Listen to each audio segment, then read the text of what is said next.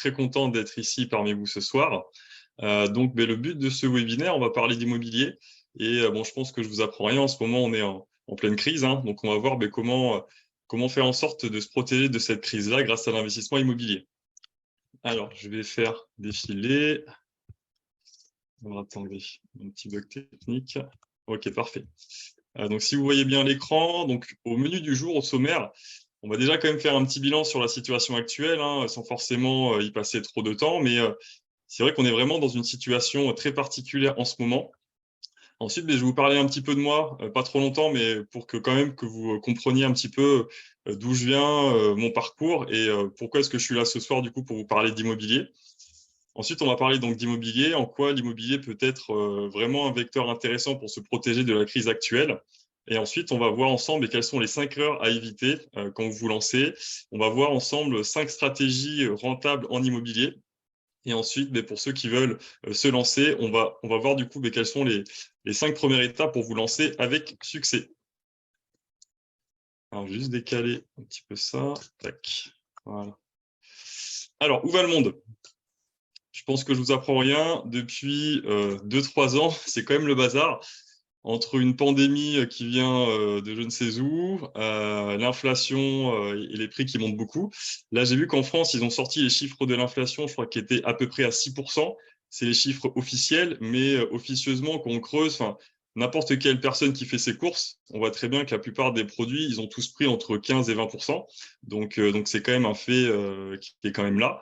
Et après, tout ce qui se passe au niveau de l'incertitude, hein, la guerre, toute cette anxiété socio-économique qui fait qu'aujourd'hui, protéger ses revenus, c'est plus une simple option, c'est une obligation.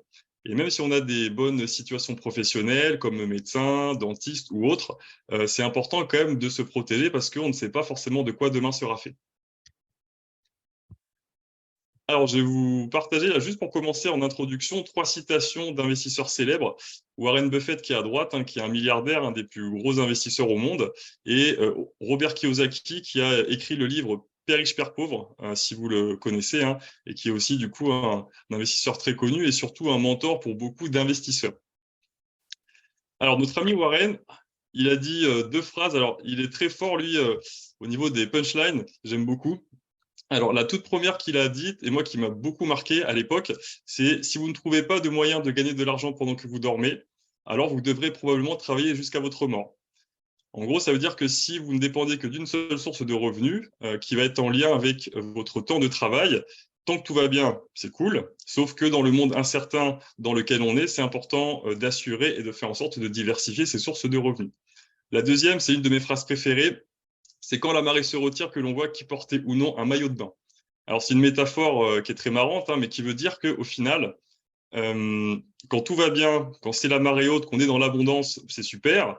Mais quand on se retrouve en moment de crise intense et d'incertitude, c'est dans ce moment-là que c'est important de se protéger. Et dans l'idéal, il vaut mieux se protéger quand c'est la marée haute que quand la marée est descendue. Et notre ami Robert Kiyosaki, il a dit cette phrase-là que j'adore. Il dit « L'éducation obligatoire amène un salaire, l'éducation personnelle amène la fortune. » Et ça, c'est vrai que la plupart de vous qui êtes ici présents, vous êtes diplômés, vous êtes des personnes éduquées, donc ça, c'est super. Donc, c'est ce qui vous permet de vivre bien. Néanmoins, pour développer plus d'indépendance financière, ça va être des formations en plus, une éducation personnelle qui va vous aider finalement à être beaucoup plus indépendant financièrement et surtout vous protéger de la crise actuelle. Donc, très important d'être ouvert d'esprit sur des choses nouvelles afin d'apprendre des nouvelles compétences. Donc, la question à vous poser, et ça, du coup, on pourra en parler après en question, hein, c'est pour vous aujourd'hui, qu'allez-vous faire pour protéger et diversifier vos revenus? Alors, peut-être que parmi vous, il y en a qui font de l'IMO déjà, qui font peut-être de la bourse, des cryptos. Donc ça pourrait être aussi intéressant qu'on en parle.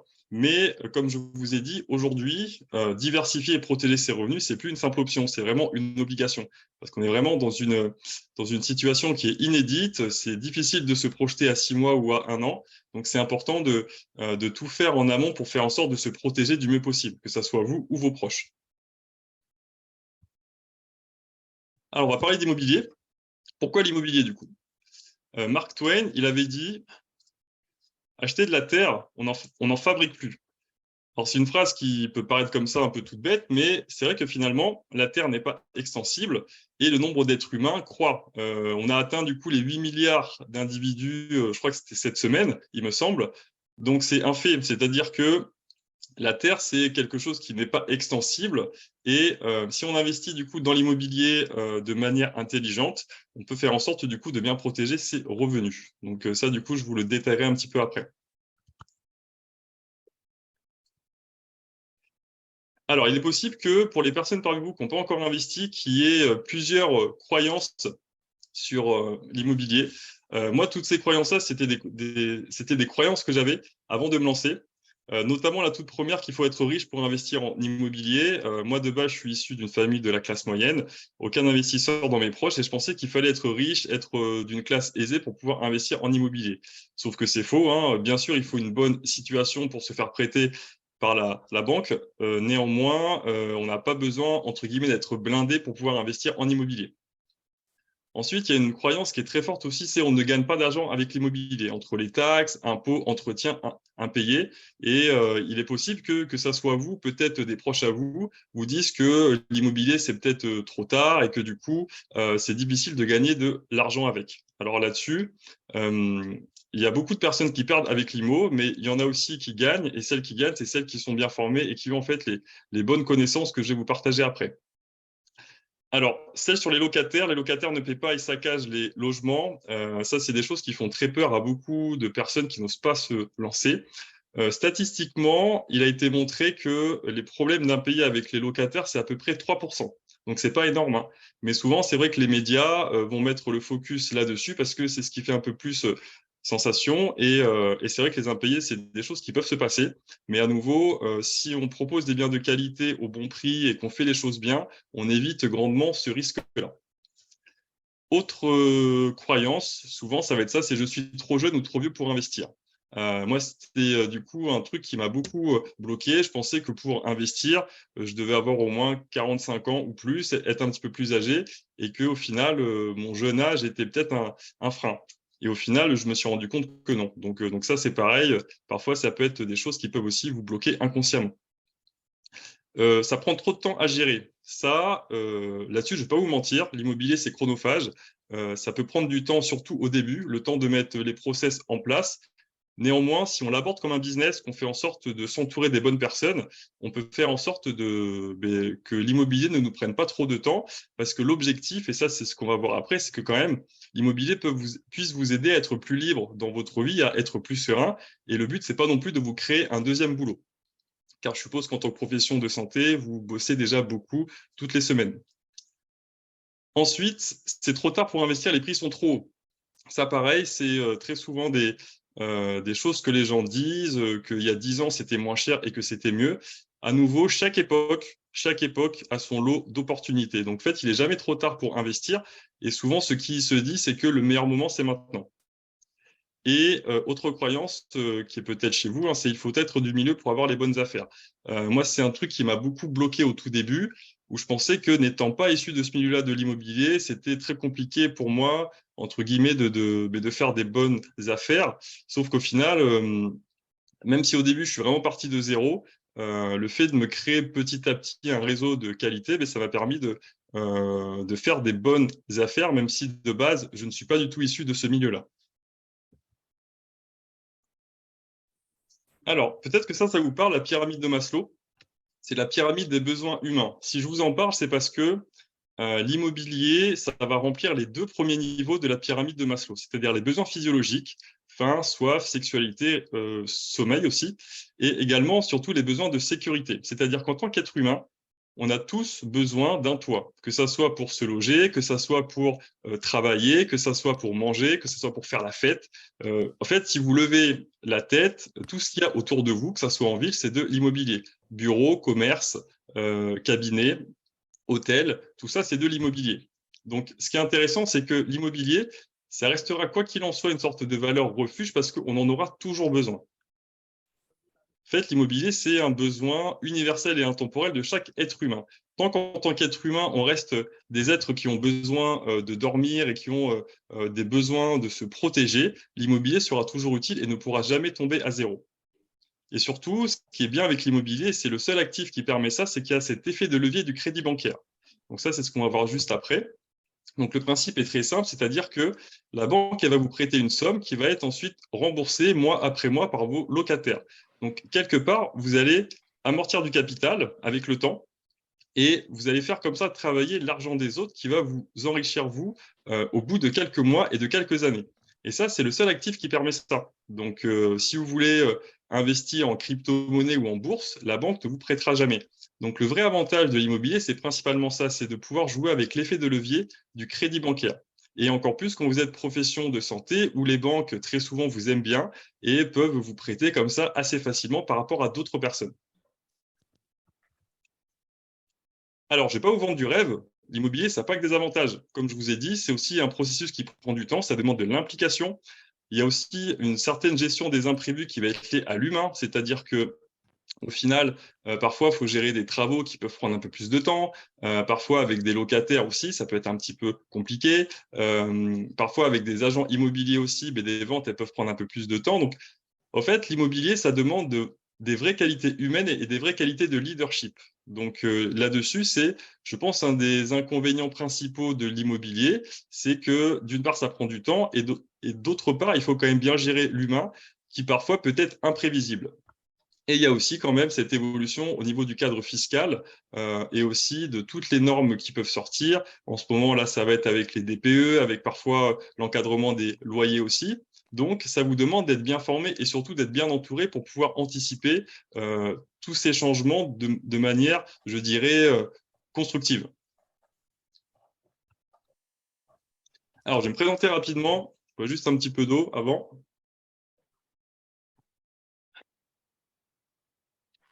Alors déjà, je vais vous dire qui je ne suis pas. Parce que je suppose que si vous vous intéressez à l'immobilier, vous avez dû voir toutes ces pubs passer ou toutes ces vidéos passer de ces vendeurs de formation qui vont vous proposer la méthode miracle pour être riche et sans effort en 3 mois. Alors, je vous rassure, moi, c'est pas du tout ma came et ça m'énerve beaucoup parce que je me rends compte que ça discrédite des personnes comme moi ou d'autres hein, qui veulent montrer des choses vraies. Et dites-vous que devenir riche facilement et sans effort, ça ne marche pas. Donc attention à toutes ces personnes que vous pouvez voir sur Internet qui très souvent vont devenir rentiers, pas avec leur immobilier, mais plutôt grâce à leur vente de formation.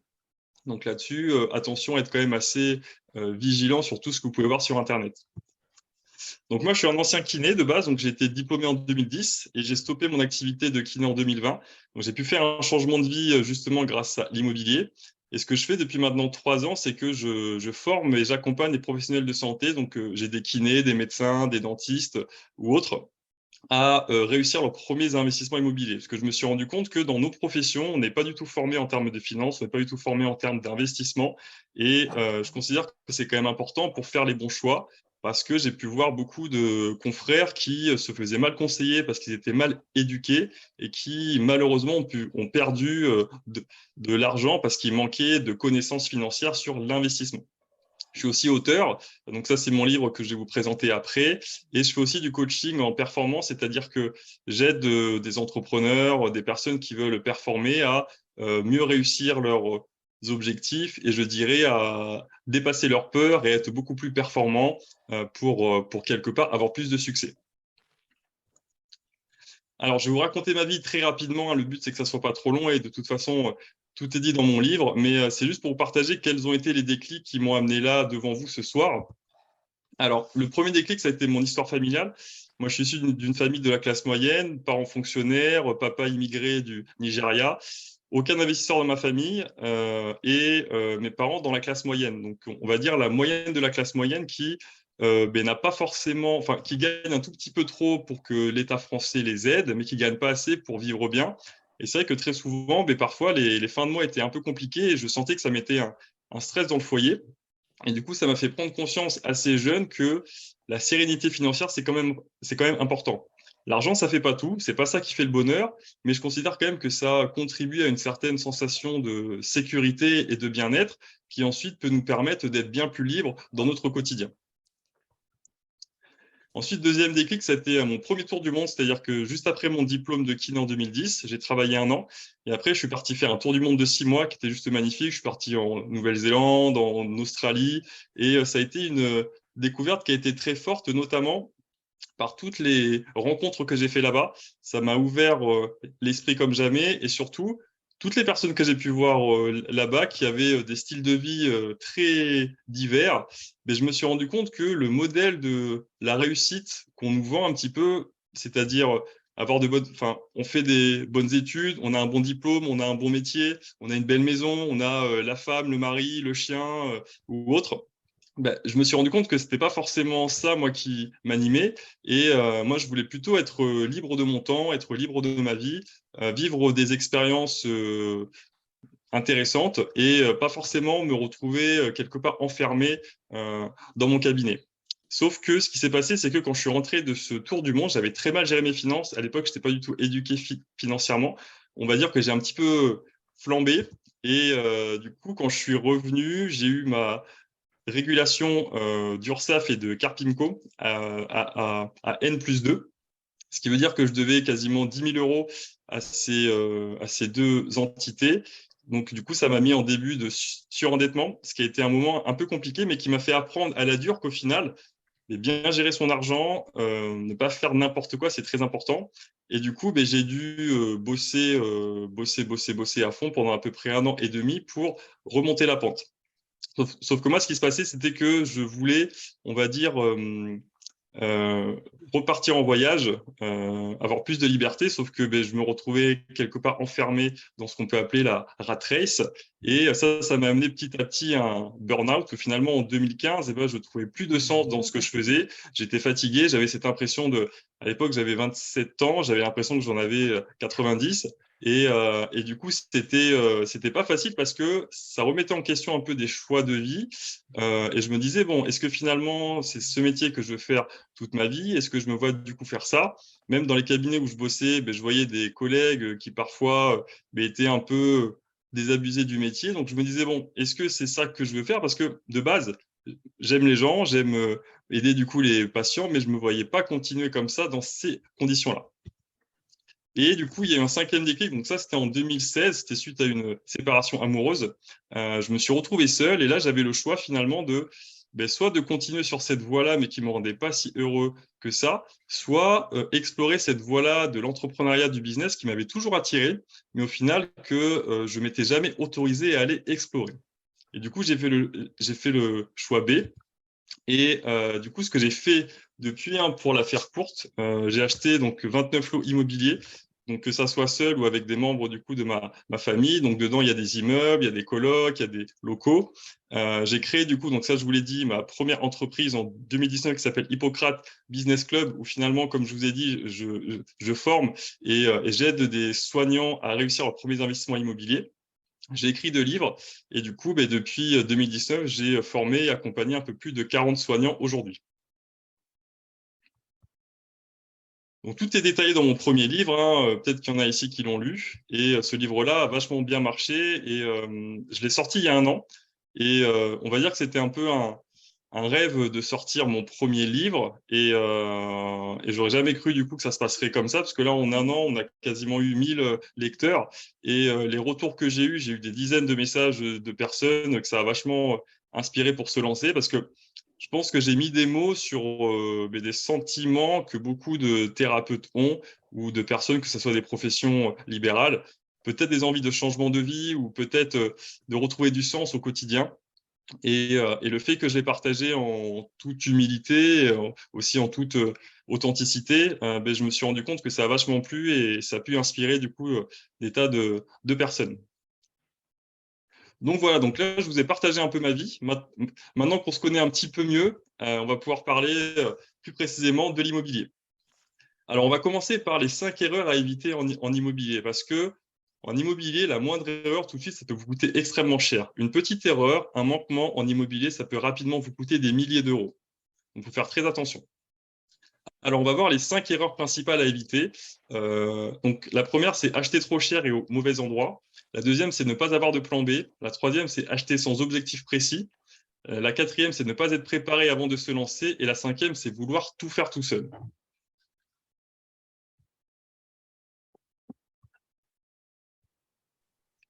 Alors, première erreur, acheter trop cher. Une bonne affaire en immobilier, elle se fait à l'achat. Une bonne affaire en immobilier, ça se fait à l'achat. Faites très attention à ça. Il y a des personnes qui peuvent s'imaginer que même si elles achètent un petit peu cher, elles pensent que l'immobilier va faire que monter. Déjà, ça, c'est pas sûr. On sait pas, même si la tendance de l'IMO, elle est quand même haussière, si vous achetez trop cher à un instant T, que c'est peut-être dans une phase de hausse et qu'ensuite vous devez vendre peut-être vite, peut-être 2, 3 ans après, et que c'est peut-être une phase de chute, attention à ça. Donc vraiment, une bonne affaire, elle se fait à l'achat. Donc, d'où l'importance d'être bien formé et surtout de faire une bonne étude de marché en amont pour détecter ce qu'on appelle des anomalies de marché. C'est ces biens qui vont être un petit peu moins chers. Très souvent, ça va être pour cause de vente rapide. Ça peut être un divorce, ça peut être une succession, ça peut être une mutation. Donc, l'important, c'est de bien maîtriser le marché pour faire en sorte de ne pas acheter trop cher et de trouver des biens qui sont décotés par rapport au prix du marché à l'instant T. Donc, les deux règles d'or de l'immobilier, ça va être l'emplacement et le prix d'achat. L'emplacement et le prix d'achat. S'il y a vraiment deux choses à savoir, c'est ça. C'est-à-dire que parfois, il y a des personnes qui vont acheter donc un petit peu trop cher et pas forcément dans un emplacement qui est optimisé. Donc, c'est très important de prendre le temps en amont de faire une bonne étude de marché. Du coup, ça m'amène vers le Pinel dans le neuf, parce que je suppose que vous tous, en tant que profession de santé, ça a dû être des choses qu'on vous a proposées, que ce soit votre banquier ou peut-être des conseillers, peut-être que vous en avez d'ailleurs. Alors, moi, je suis pas un conseiller, donc mon but, c'est pas de dire que c'est pas bien.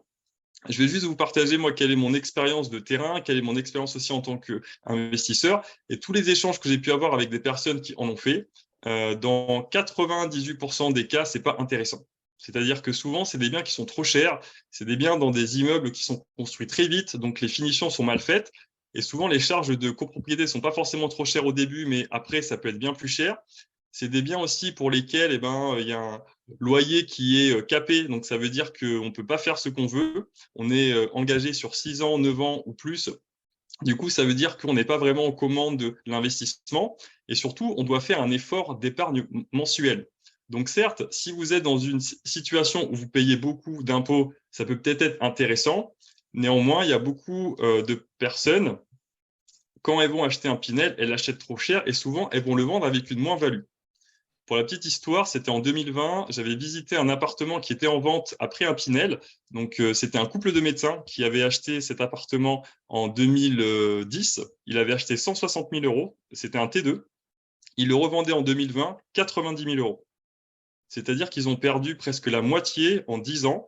Donc, même s'ils ont peut-être pu défiscaliser, entre l'effort d'épargne mensuel et la moins-value, je ne pense pas forcément qu'ils soient gagnants. Donc là-dessus, c'est important de bien maîtriser le marché.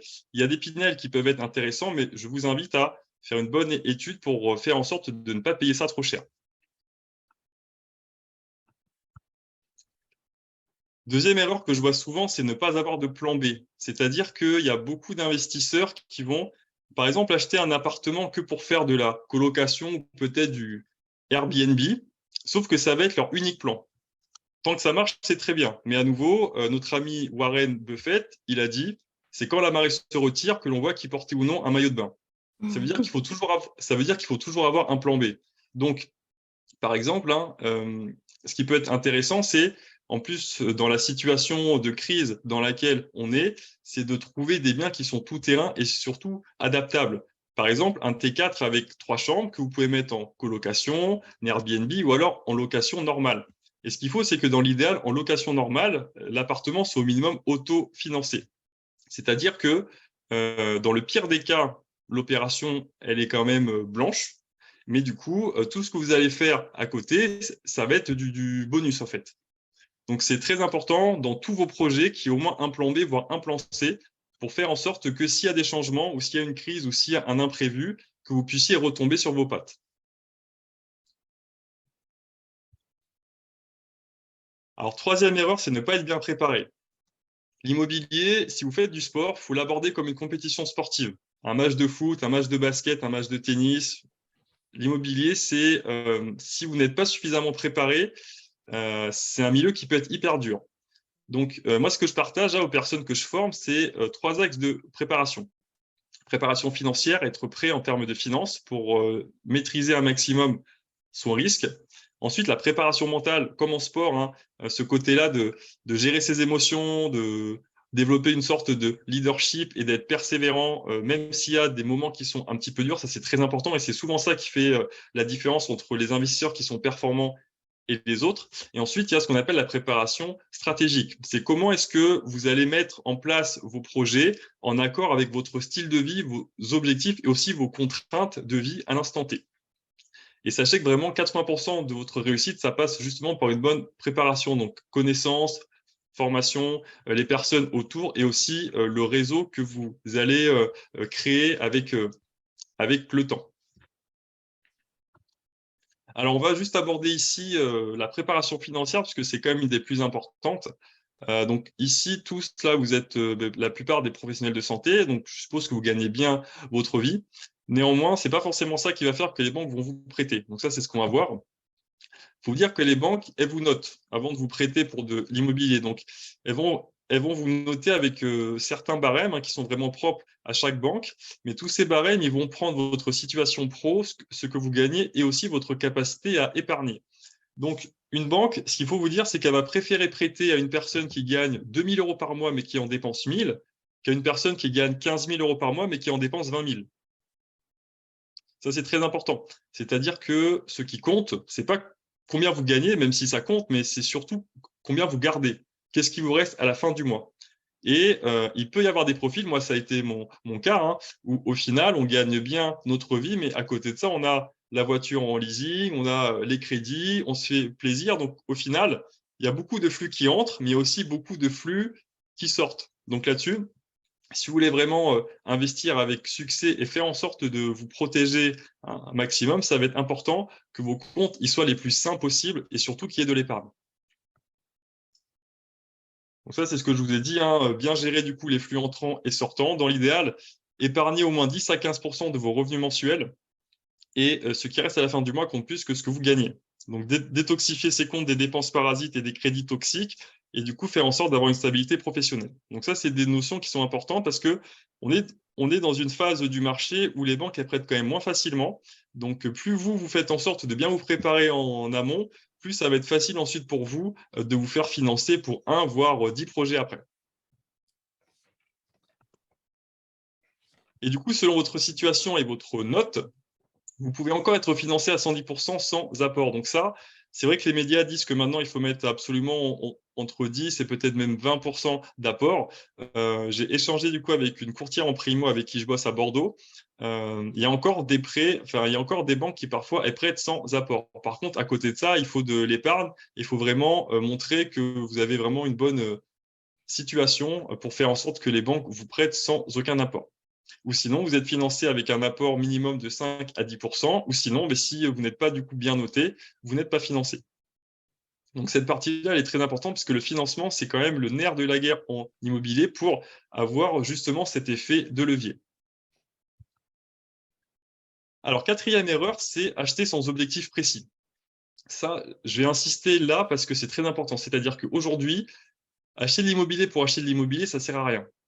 Très clairement. C'est-à-dire que l'immobilier, ça doit servir avant tout vos objectifs de vie. Quelle est votre vision de vie sur 5 ans, sur 10 ans? Est-ce que vous voulez avoir plus de temps pour vos enfants? Est-ce que vous voulez générer des rentes pour peut-être lever le pied et bosser moins? Est-ce que vous avez cette envie-là peut-être de changer de vie? Donc, demandez-vous pourquoi est-ce que vous voulez investir? Quel est l'objectif de vie excitant derrière? Donc, de combien est-ce que vous avez besoin en plus? Combien de temps est-ce que vous comptez garder les biens? Et du coup, quelle est votre vision idéale? Qu'est-ce qui vous anime?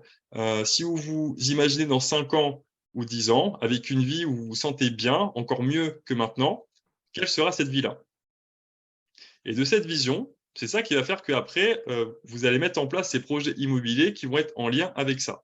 Donc, posez-vous et prenez ce temps-là de fixer vraiment vos objectifs en amont, c'est très important. Et surtout, c'est ça qui vous aide à ne pas perdre trop de temps et à ne pas être dans ce qu'on appelle la procrastination. Moi, je vois qu'il y a beaucoup de personnes qui vont se former, qui ont les connaissances, mais qui ne vont pas passer à l'action parce qu'elles n'ont pas fixé ça en amont. Donc ça, là-dessus, c'est très important, ça.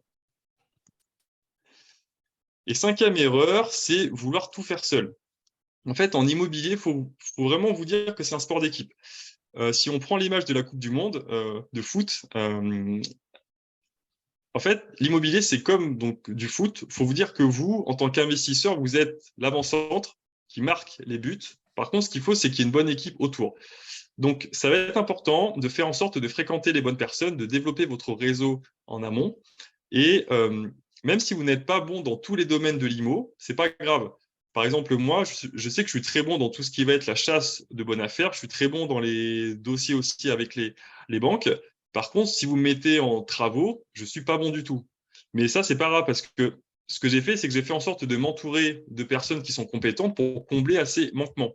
Donc, en tant qu'investisseur, vous êtes un peu comme un chef d'orchestre et c'est à vous de faire en sorte de vous entourer des bonnes personnes qui vont vous compléter, vous. Donc, faut miser sur vos forces et pour faire en sorte que ça ne vous prenne pas trop de temps, essayez de vous entourer de personnes compétentes et en qui, du coup, vous pouvez bosser en toute confiance. Je bois juste un petit coup d'eau. Donc, on a vu les 5 erreurs. Maintenant, ce qu'on va faire, c'est qu'on va voir donc 5 stratégies rentables en immobilier. Donc, je vais vous partager ces 5-là, sans forcément entrer dans les détails. Après, s'il y a besoin, on en parlera un peu après, mais c'est juste pour vous montrer des exemples qui peuvent vous aider à quelque part à faire de l'argent avec l'immobilier et à faire des opérations rentables. Parce que si on investit, le but, c'est quand même de gagner de l'argent. Et c'est pour ça que quand je vous parlais du Pinel dans le neuf, où des gens pensent que juste en économisant des impôts, on fait des bonnes opérations, mais pas forcément, parce que dans beaucoup de cas, ça va être des investissements où, au final, le risque n'est pas maîtrisé et beaucoup de personnes, malheureusement, perdent de l'argent avec ça. Donc, on va parler des parkings garages, on va parler de l'achat-revente de résidences principales, on va parler de location saisonnière Airbnb, on va parler de colocation et on va parler d'immeubles de rapport. Alors, parking, garage et box de stockage, ça c'est intéressant pour se lancer parce que ce qui est bien, c'est qu'il y a peu d'entretien. La gestion est très passive. Au niveau des baux, c'est très souple. Par contre, c'est vrai qu'aujourd'hui, c'est un marché qui est quand même assez saturé. C'est assez compliqué de faire vraiment des bonnes opérations.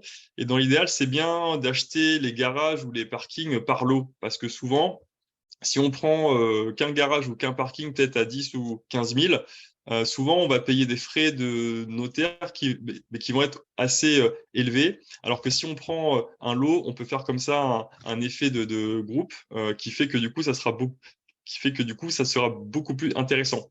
Euh, Ce qu'il faut vous dire, c'est que vous achetiez un parking, une maison ou un immeuble, le processus, il va prendre à peu près le même temps. C'est-à-dire que très souvent, ça va prendre à peu près entre 2 mois et 3 mois, le temps qui est l'instruction entre le compromis et la vente. Donc, ça dépend vraiment de vous, je dirais, de vos ambitions, de ce que vous voulez et aussi de votre aversion au risque. Je sais que des personnes qui vont se lancer, elles vont se dire que qu'en se lançant avec un parking ou un box, ça serait un petit peu plus simple. Donc voilà, c'est vraiment après à vous de voir en fonction de vos attentes.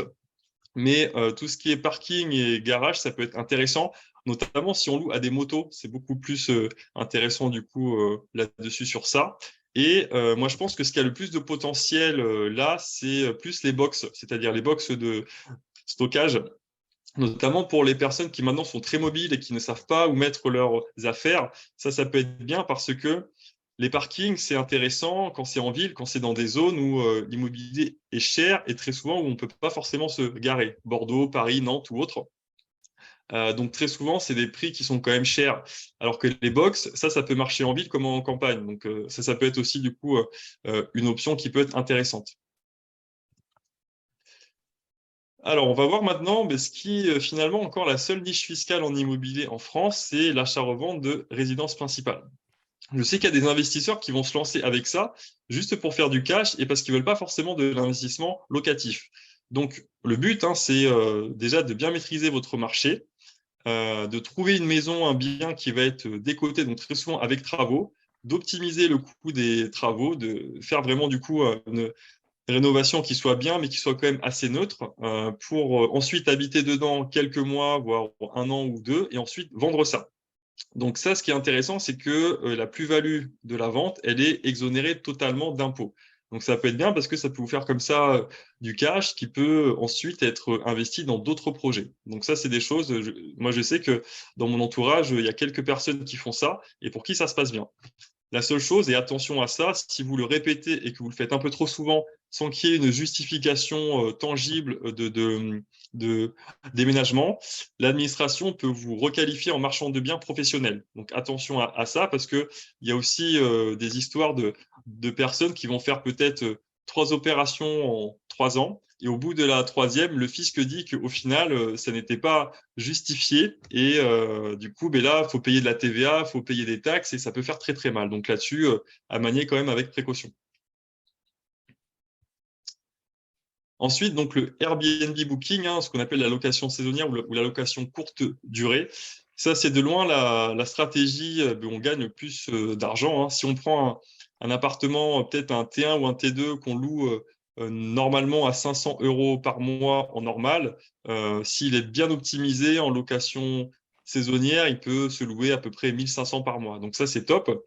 L'avantage aussi, c'est qu'on peut profiter des biens quand on le souhaite. Et par contre, ça doit être abordé comme un business. C'est-à-dire que tout de suite, ça peut, si on est mal organisé, ça peut nous créer un autre boulot, si on doit faire les ménages, si on doit faire du coup les entrées ou autres.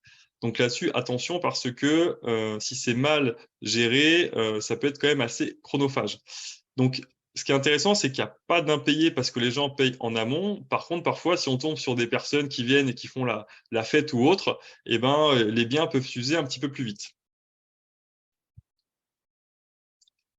Ensuite, immeuble de rapport, ça c'est ce qu'on pourrait appeler, je dirais, le Graal des investisseurs, hein. C'est vrai que même pour l'ego, hein, de se dire j'ai mon immeuble et puis qu'on le voit, c'est cool. Donc l'avantage, c'est qu'on peut acheter plusieurs lots d'un coup, ça peut être 2, 3, 4, 5. Un immeuble, c'est pas forcément une tour énorme, hein. Un immeuble, ça peut être juste une maison qu'on sépare en deux. Du moment qu'il y a 2 lots dans un ensemble, l'immeuble, en fait, il est là. Donc, ce qui est intéressant, c'est que la copropriété, c'est nous. Néanmoins, cet avantage du fait que la copro, ça soit nous, c'est aussi un inconvénient parce que si tout de suite il y a des frais ou des choses qui se passent mal, en fait, c'est nous qui payons tout. Donc là-dessus, l'immeuble, c'est bien. Néanmoins, si on se lance avec ça, il faut quand même être bien sûr que l'immeuble il soit sain et faire en sorte du coup que ce soit vraiment une opération qui soit bonne. Donc l'immeuble, c'est beaucoup plus intéressant. Par contre, ça demande quand même d'être encore plus pro pour faire en sorte que ça soit une bonne affaire. Et ce qui est intéressant, c'est que dans un immeuble, on peut faire un peu ce qu'on veut et on peut coupler différentes tactiques dedans. Dans un immeuble, on peut faire du commercial, on peut mettre justement du Airbnb, on peut faire de la coloc. Donc ça, c'est cool. Et l'avantage principal, c'est que c'est à vous, quoi. C'est la copro, c'est vous. Donc ça, c'est super. Et la colocation, donc ça, je pense que vous savez tous ce que c'est, hein. C'est le fait de partager un logement à plusieurs personnes. Donc il y a des chambres individuelles, mais un partage des espaces communs. Donc très souvent, ça va être pour les étudiants ou les jeunes actifs. Et du coup, ça, c'est ce qui permet de gagner aussi plus d'argent. Et du coup, moi, je vais vous partager, pour qu'on soit quand même dans le concret, hein. Là, le but, c'est que je vous fasse pas que de la théorie, c'est que je vous montre aussi des exemples concrets d'opérations que j'ai faites. Je vais vous montrer du coup une de mes colocs que j'ai acheté à Bordeaux, enfin à côté de Bordeaux, c'était en 2018. Donc là, je vous partage les chiffres, hein. Le budget total donc de la colocation avec l'ameublement, travaux, j'en ai eu en tout pour 150 000 euros.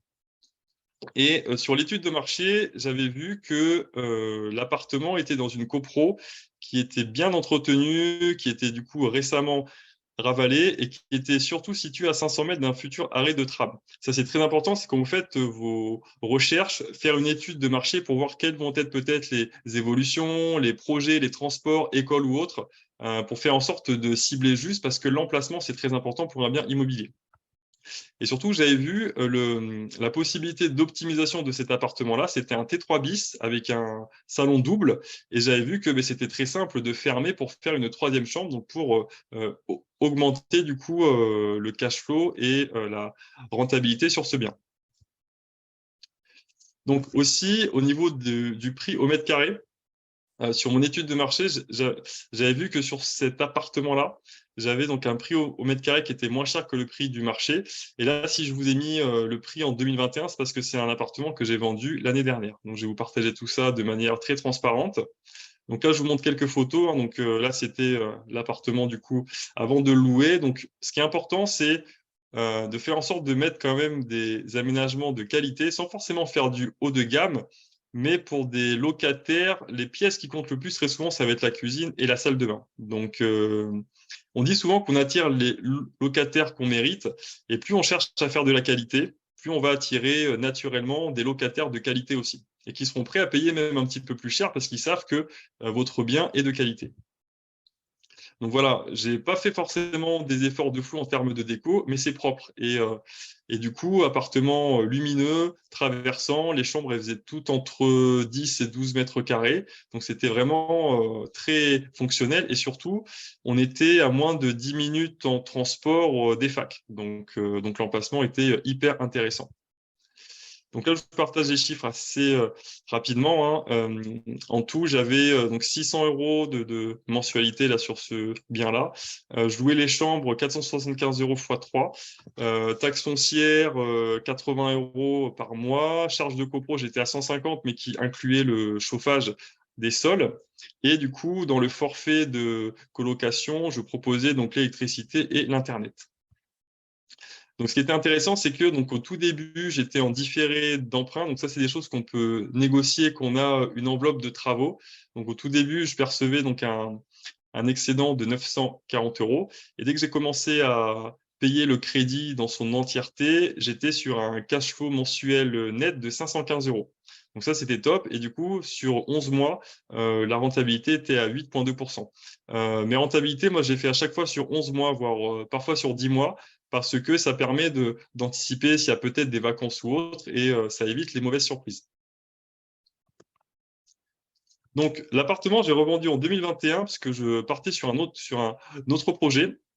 Je l'ai vendu moins cher que le prix du marché parce qu'en face de moi, j'avais un acquéreur du coup qui avait les fonds. Et ce qui est intéressant, c'est que sur cette opération-là, bon, qui est une opération qui est bonne, mais qui n'est pas non plus exceptionnelle, hein, mais en 3 ans, ça m'a fait quand même un gain net de 42 000 euros. Donc, ce qui est bien et ce qui prouve que avec les bonnes méthodes, en immobilier, on peut quand même gagner de l'argent et se protéger surtout financièrement. Alors, on va voir maintenant les 5 étapes pour bien démarrer en immobilier. Donc ça, c'est très important. Si vous êtes dans cette phase-là où vous voulez vous lancer, ces 5 étapes-là, elles sont très importantes. Donc déjà, le premier, c'est bien vous former. Donc là-dessus, c'est sûr que je prêche pour ma paroisse. Néanmoins, comme je vous ai dit, hein, des connaissances qui vous manquent, une simple erreur sur peut-être la fiscalité, sur les travaux, sur la négociation, ça peut tout de suite vous faire perdre des milliers d'euros. Donc aujourd'hui, on est dans un monde, on est dans une ère de l'information, donc il faut vraiment profiter de tout le contenu qu'on a. Donc il y a du contenu offert, il y a des livres, il y a des séminaires, il y a des formations payantes, il y a aussi des mentorings. Prenez vraiment le temps de voir quelles sont les personnes qui peuvent vous aider et surtout, faites quand même attention à ce que je vous ai dit. C'est vrai que enfin, des personnes qui parlent d'immobilier aujourd'hui, on en trouve beaucoup. Je pense qu'il y a même peut-être même un peu trop de personnes qui en parlent.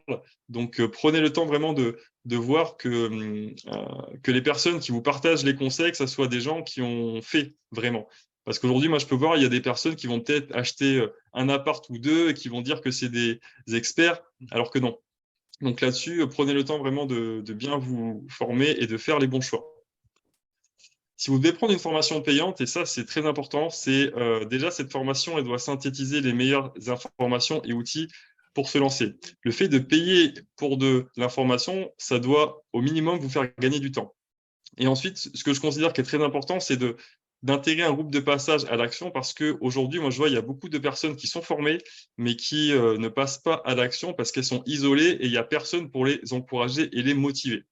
Et troisième point qui est très important, et ça c'est ce que je fais moi du coup dans mes formations, c'est suivre personnellement les projets des membres pour faire en sorte de les aider à avancer et à bien se lancer. Parce que, à nouveau, être formé, c'est bien, être entouré pour passer à l'action, c'est encore mieux. Ensuite, le deuxième point, ça va être de définir clairement votre stratégie gagnante. Donc, comme je vous ai dit avant, le but, ça va être vos objectifs de vie. Alors là, je vous ai mis des images un peu variées, hein, mais Ce qui compte, c'est que votre objectif de vie dans 5 ans ou 10 ans, il soit excitant et que ça vous mette en, en joie. C'est-à-dire que je vois, moi j'ai des personnes qui viennent me voir, la plupart c'est pour être plus libre de leur temps, pour passer plus de temps avec leur famille parce qu'ils bossent beaucoup en cabinet et qu'ils ne voient pas trop leurs enfants ou autres. Pour d'autres, ça peut être gagner de l'argent pour avoir une belle voiture, d'autres, ça peut être pour avoir une villa avec piscine. Ce qui compte, c'est que ça vous plaise vous et que ça vous mette en joie et que ça soit une vraie joie sincère et profonde. Donc, votre stratégie, elle va découler de ces objectifs de vie à 5 ans, à 10 ans. Donc, ça, à nouveau, c'est très important pour vous de vous poser ces questions-là. Et ensuite, et c'est là où ça va bloquer chez beaucoup de personnes, il va falloir aller sur le terrain. C'est comme en sport. On peut faire des plans tactiques, on peut faire des 4-4-2 ou autres. Ou c'est comme avec les patients, hein, on peut se former en école, on peut maîtriser l'anatomie ou autre. Mais ce qui compte, c'est qu'est-ce qu'on va mettre ensuite en place en cabinet avec les patients. En immobilier, c'est pareil. Donc, ce qu'il faut, c'est aller ensuite sur le terrain. D'où l'importance, pour la plupart qui bossaient beaucoup, je pense, de vous organiser un maximum pour réussir. Il y a souvent cette excuse du manque de temps, et je dis que c'est une excuse parce que quand on dit qu'on manque de temps, souvent, ça veut dire que le projet n'est pas encore dans nos priorités. On a tous 24 heures par jour, et moi, je vois sur des personnes que je coach et que je forme, la plupart sont thérapeutes, ils sont papa, maman, donc ils ont des vies qui sont quand même bien pleines. Pourtant, ils trouvent du temps parce que c'est important pour eux. Donc là-dessus, c'est important aussi de, de, de voir qu'est-ce qui compte et surtout à quel moment est-ce que vous voulez atteindre vos objectifs de vie importants. Là, les photos que je vous ai mises, c'est sur un projet que j'ai fait cette année. Là, donc c'était un local commercial qui était une ancienne boucherie, qui était dans un état vraiment tout pourri, hein. Là, je pense pas qu'on voit trop, mais au fond de la photo de gauche, dans la petite salle, il y avait des pigeons morts et tout ça. Donc c'était vraiment un bien qui était dans son jus. Et du coup, les travaux ont mis un peu plus de temps que prévu parce qu'avec le Covid, les délais ont été assez longs. Et ce local, donc, qui était brut encore jusqu'à février-mars de cette année, ben, du coup, là, il a été fini au mois de mai et il est loué là, depuis le mois de mai à une franchise de CBD et ça tourne hyper bien. Donc voilà, donc c'est un peu un exemple pour vous montrer que ben, quand on fait des visites, c'est là où, en fait, il n'y a que le terrain qui parle. C'est uniquement ça qui vous permet de connecter avec les bonnes personnes et surtout de détecter les bonnes affaires.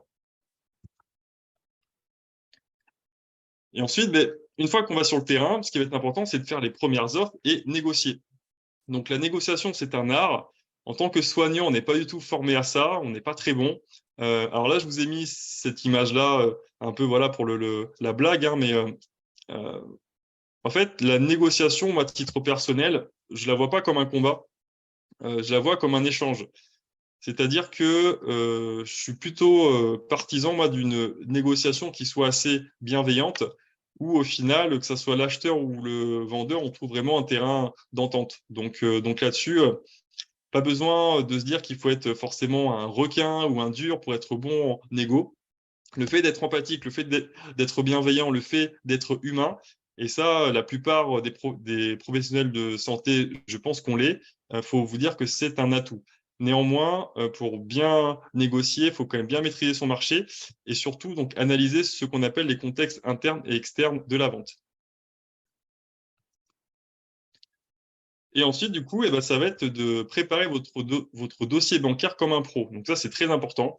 Comme je vous ai dit, au niveau de la préparation financière, que vos comptes soient bien gérés et de faire en sorte que dans votre projet, eh vous le présentiez d'une manière très pro pour que le banquier puisse se projeter avec vous et qu'il vous dise assez vite oui. Donc là, sur ma chaîne YouTube, je vous partage quelques immersions là, que j'ai fait chez des membres que j'ai coachés. Donc ça, du coup, vous pouvez voir ça sur ma chaîne YouTube Hippocrate Business Club. Donc il y a pas mal de vidéos, je fais aussi des vlogs. Donc ça, je fais ça depuis à peu près maintenant 2 ans. Donc ça vous permettra déjà de voir du contenu et des témoignages. Alors, pour terminer cette presse, pour gagner en immobilier, ça, c'est vraiment les 5 choses qui sont très importantes. Donc, les 2 règles d'or, bon prix plus bon emplacement. Faire des aménagements de qualité pour, quelque part, attirer les locataires que l'on mérite. Opter pour une tactique rentable, mais toujours avoir plusieurs options. Donc, plan B, plan C, si le plan A marche moins bien. Et surtout, bien se former et bien s'entourer pour faire en sorte de se lancer avec le moins de risques possible et éviter toutes les pertes d'argent inutiles, malheureusement. Donc, pour vous, ce soir, j'ai 2 cadeaux pour les personnes qui veulent aller un petit peu plus loin. Si vous voulez qu'on échange sur vos projets, je vous offre un coaching. Et aussi, justement, pour faire en sorte de présenter vos dossiers de manière très pro, je vous offre aussi donc, mon kit du dossier bancaire béton, qui est dans ma formation, mais du coup, que je vous mets à disposition ce soir et que je pourrai vous transmettre par mail. Et ensuite, s'il y en a qui veulent aller plus loin, mais moi, du coup, je fais des formations en ligne, j'ai aussi un groupe privé. Je fais aussi des coachings de préparation pour tous ceux qui ont envie de se lancer, mais qui ne veulent pas forcément le faire maintenant. Le but, c'est qu'on bosse bien sur tout ce que je vous ai dit là, sur vraiment vos objectifs à 5 ans, à 10 ans, vos projets, pour que le moment où vous vous lancez, vous sachiez exactement quoi faire et ce qui vous fait gagner un temps énorme. Et aussi, je fais quelques mentorings personnalisés pour ceux qui veulent être accompagnés de A à Z et qui veulent que je les aide du coup à concrétiser avec succès leur premier investissement immobilier. Et dernière chose, ça c'est une masterclass que je fais à Bordeaux, du coup ça va être en présentiel tout début janvier, après les fêtes, la quinzaine des bonnes résolutions. Pour ceux qui veulent au final se lancer dans l'immobilier et qui veulent être accompagnés. Donc je fais une masterclass où je vais prendre 12 personnes grand maximum. L'image là du coup c'était la dernière que j'ai faite à Bordeaux, c'était au mois de juin. Et l'objectif c'est pour toutes les personnes qui veulent réussir leur premier investissement immobilier avant la fin 2023. Donc, si vous êtes dans cette phase-là, que vous êtes un peu comme un sprinter dans les starting blocks et que vous avez un peu du mal à avancer, cette masterclass, elle est pour vous. Si vous êtes dans une phase où vous n'êtes pas trop encore motivé à agir, attendez. Mais ça, c'est vraiment pour ceux qui se disent, OK, si je viens là, avant la fin d'année 2023, j'aurai fait mon premier investissement immobilier. Donc, si ça vous intéresse, du coup, je vous laisse me contacter par rapport à ça. Et pour tous ceux qui seront dans cette masterclass-là, l'objectif, c'est qu'on couple de la formation avec vraiment des travails d'atelier bien précis pour vous aider à aller plus vite. Et après, je vous offre aussi l'accès à ma formation, des mentorings et aussi à mon groupe privé. Donc là, je vous laisse mes contacts du coup. Donc, je suis sur Facebook, LinkedIn, Instagram et du coup aussi pour ma chaîne YouTube. Et du coup, je crois qu'on est bon. Merci pour votre écoute. J'espère que ça vous a plu en tout cas et je reste disponible pour toutes vos questions. Merci beaucoup, Mickaël, pour cette présentation riche d'informations et de conseils précieux. Merci. J'espère que ça vous a plu. Je ne vois pas de questions pour le moment sur le chat. N'hésitez pas. C'est le moment de poser vos questions à notre expert. Déjà qu'il vous ait donné ses contacts et une séance de coaching, vous pourrez bien entendu le ressolliciter ultérieurement. Mais voilà, n'hésitez pas, si vous avez des questions, profitez de ce moment privilégié pour que Mickaël puisse y répondre en direct. Voilà, je vous laisse quelques instants. Mais sinon, c'est que c'était très clair. Bon, mais c'est cool, hein.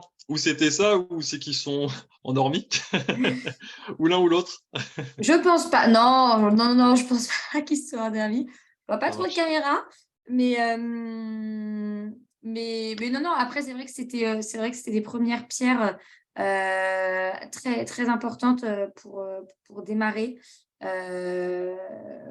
Voilà. Bon, il n'y a pas de questions qui se dessinent. Vous avez dans tous les cas les coordonnées de notre expert. Vous aurez également accès à la présentation dans un second temps. Ah, on a une question. Ça arrive, ça y est. C'est souvent, c'est ça. C'est quand tu dis, bon, là, c'est fini, et les gens... C'est ça. Alors, la première question. Que penses-tu des SCPI de rendement, avantages et inconvénients par rapport à l'immobilier? Yes, alors moi je suis pas un spécialiste sur ça. Donc là-dessus, je vais pas me positionner. SCPI, ça peut être intéressant. Par contre, faut vraiment être sûr du courtier, faut être sûr des fonds et aussi de voir quel est le pack qu'ils ont eux. Parce qu'en fait, une SCPI, ça va être un fonds qui va investir dans des murs un petit peu partout. Donc, tu vois, ça peut être des murs de boutique, ça peut être des murs d'hôtels. Donc, bien voir ce qu'ils ont. Parce que si c'est des secteurs qui sont très sensibles à la crise, attention à ça. Donc là-dessus, je vais pas t'en dire plus parce que je suis pas un pro là-dessus. Merci. On a une autre question. Penses-tu qu'il va y avoir une réforme de l'imposition des revenus fonciers avec un nouveau statut de bailleur privé? Alors là-dessus, je n'ai pas de boule de cristal. J'aimerais bien pouvoir te dire oui ou non. Je pense qu'en fait, euh, il y a plus de changements quand on investit en nom propre que quand on investit en société. Donc, l'imposition, si tu veux quelque chose de stable, je pense que investir en société type SCI, c'est ce qui permet, je pense, tu vois, d'être le plus stable. SCI a l'impôt sur les sociétés. Parce que c'est vrai qu'il y a quand même une évolution, donc on ne sait pas trop forcément ce qui va se passer. Et là-dessus, je ne suis pas forcément dans les petits papiers de l'État, donc je ne peux pas dire, malheureusement. Laurent demande s'il faut nécessairement passer par courtier. Non, non, non. En fait, c'est courtier en pré-IMO, ça peut être intéressant si tu manques de temps. Si tu n'as pas envie de faire justement la présentation et si tu n'as pas cette envie-là voilà, de présenter par toi-même. Si avec ton banquier ça se passe bien et qu'il te finance, il n'y a pas de souci. Donc, courtier, ça peut être intéressant pour faire en sorte que tu aies des taux un petit peu plus bas, à condition que ce en soit un qui bosse bien. Parce que parfois, il y a des courtiers qui disent qu'ils bossent bien, mais parfois, tu peux perdre du temps. Donc, il faut que ce en soit un qui bosse bien. Donc voilà, donc c'est pas une obligation, hein, pas du tout. Merci, Michael. On a une autre question de Julie, infirmière hospitalière, qui demande si elle peut se lancer dans l'investissement IMO avec un petit salaire. Petit salaire, ça dépend. À nouveau, c'est quoi? C'est 1000, 1005, 2000, parce que à nouveau, tu vois, ça dépend le type de projet, ça dépend la situation à l'instant T, ton endettement, est-ce qu'il y a des crédits à l'instant T? Donc là-dessus, si j'ai pas de chiffres, je peux pas te dire. Mais en tout cas, tu as des personnes qui, avec un SMIC, peuvent investir. Mais c'est important que tu aies de l'épargne et que tu te lances sur un projet aussi qui soit au niveau de ce que la banque aussi peut te prêter. Alors justement, Julie répond, donc elle dit 2000 euros mensuels sans crédit. D'accord. Bah oui, mais c'est bien ça, carrément. Carrément, ouais. Carrément. Super. Je vois pas encore de nouvelles questions. Alors, je suis en train de, Merci déjà pour les premières réponses. je suis en train de regarder aussi.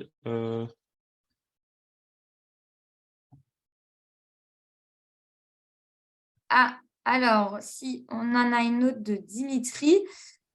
Est-ce que la hausse des taux de crédit IMO détruit l'effet de levier? Que penses-tu de la situation actuelle?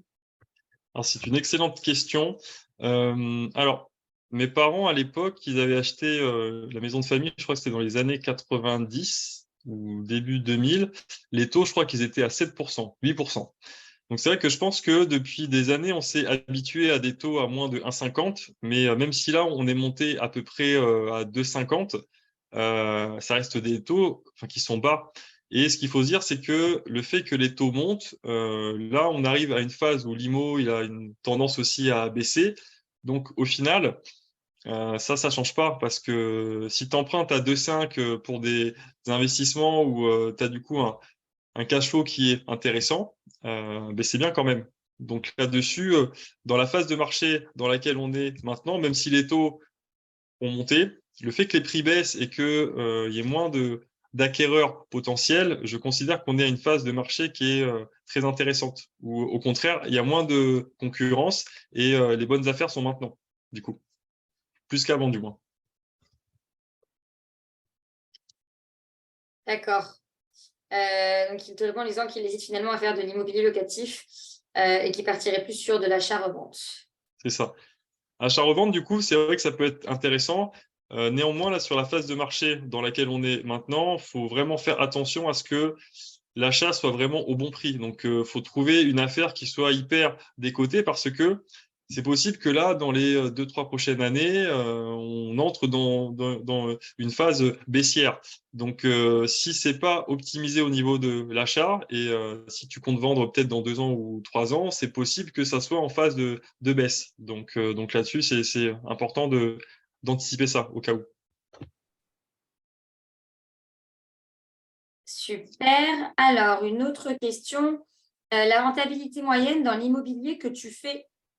Yes. Alors, la rentabilité, c'est important, mais c'est vraiment qu'un critère. C'est-à-dire qu'aujourd'hui, bah, souvent, entre investisseurs, on va être un peu à se comparer, voilà, dire, OK, moi, je fais du 8%, moi, je fais 10, moi, je fais 12. Sauf que ce qui compte, c'est aussi, je dirais, le type de biens qu'on achète. Est-ce que c'est des biens qu'on peut vendre avec une marge? Euh, Est-ce que c'est des biens qui se louent facilement? Est-ce que c'est des biens, si on veut les vendre après, est-ce qu'on peut les vendre vite et facilement? Donc, la rentabilité, c'est vraiment qu'un indicateur de performance, mais il n'y a pas que ça. Pour te répondre, moi, sur les rentabilités, je suis au minimum à 7-8% net, parce que c'est à partir de là que tu autofinances. Et pour les plus gros, je suis à peu près à 12-13%. Voilà. Mais, euh, mais la rentabilité, par contre, et ça là-dessus, je suis transparent, c'est souvent le prix à payer quand même pour des contraintes en plus. C'est-à-dire que ton 12 ou 13%, certes, ça peut être intéressant.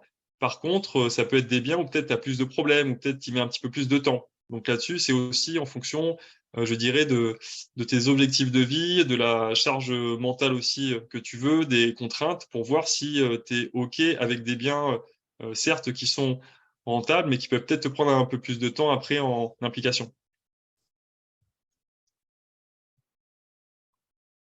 Super. Merci pour ces précieux retours. Euh, Avec plaisir. alors, n'hésitez pas, on a encore du temps hein, si vous souhaitez poser vos questions. Euh, N'hésitez pas également à vous inscrire aux différentes propositions de formation que Mickaël vous a présentées. Vous recevrez du coup le support dans les prochains jours.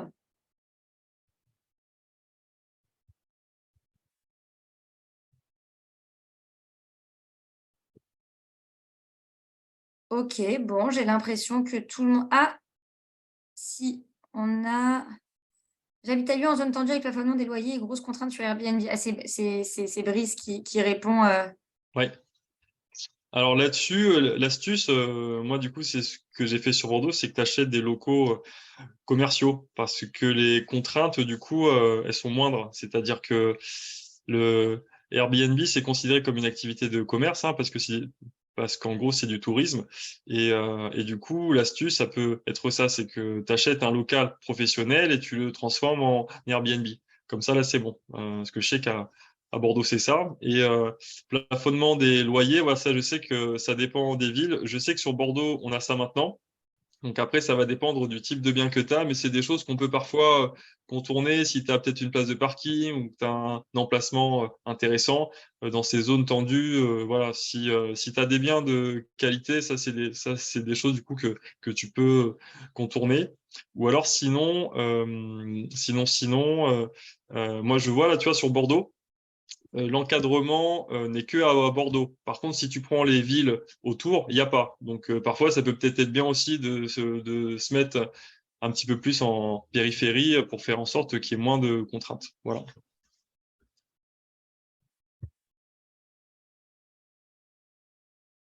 Super, merci. Je vois une autre question qui est le prix des formations. Le prix des formations, oui. Alors là, sur le prix des formations, j'oscille entre 750 et 1500. Donc, en fonction, si c'est que la formation en ligne, si c'est que du coup la formation plus le groupe privé, la masterclass là, que je vais faire sur Bordeaux, là, elle sera à 1500. Donc voilà. Et après, je fais aussi donc les mentorings et les coachings. Donc ça, c'est des prix qui sont un petit peu plus bas parce qu'au final, c'est juste des sessions vraiment ponctuelles. Donc là-dessus, s'il y a besoin, on pourra en échanger dessus. Merci.